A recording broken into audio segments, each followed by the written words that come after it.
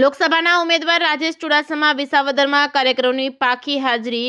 સમગ્ર વાત કરીએ તો લોકસભામાં ભાજપના સંસદ અને ત્રીજી વાર ઉમેદવાર રાજેશ ચુડાસમા આજે પોતાના જીત માટે વિસાવદરમાં કાર્યકરોને જોમ અને જુસ્સો ભરવા માટે આવ્યા હતા। ત્યારે ખાસ ઉડીને આંખે વળગે એવી વાત કરવામાં આવે તો દેશની માટી રાજકીય પાર્ટી ભાજપ પાર્ટીનો કાર્યક્રમ હોય અને સિટિંગ સંસદ અને ઉમેદવાર પણ હાજર હોય ત્યારે કાર્યકરોની પાકી હાજરી જોઈને ખુદ ઉમેદવાર તેમજ જિલ્લાના તેમજ સંગઠનના કાર્યકરો પણ અચંબામાં પડી ગયા હતા। 5 લાખની લીડથી જીતવાની વાત કરવામાં આવે છે, પરંતુ રાજેશ ચુડાસમાની વિસાવદર તાલુકાની ઉપેક્ષા કરવી ભારે પડતી હોય તેવું આજની બેઠકમાં સ્પષ્ટ દેખાઈ આવતું હોય તેવી લોકમુખે ચર્ચા સાંભળવા મળી રહી છે। ત્યારે આજની આ બેઠકમાં હાજર જિલ્લા પંચાયતના સભ્યો, તાલુકા પંચાયતના સભ્યો તેમજ વિસાવદર શહેરના પાર્ટીના સભ્યો હાજર રહ્યા હતા।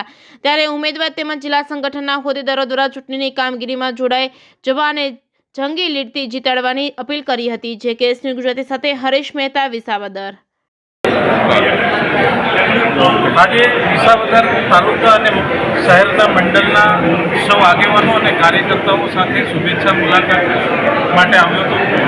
બંને જિલ્લાઓના મંડળ વાઇઝ પ્રવાસ કરી અને અત્યાર સુધી જે ભારતીય જનતા પાર્ટીના કાર્યકર્તાઓ બંને સરકારોએ, ગુજરાતની સરકાર અને કેન્દ્ર સરકારે કરેલા કામ એ લોકો સુધી પહોંચાડવામાં સફળ થયા।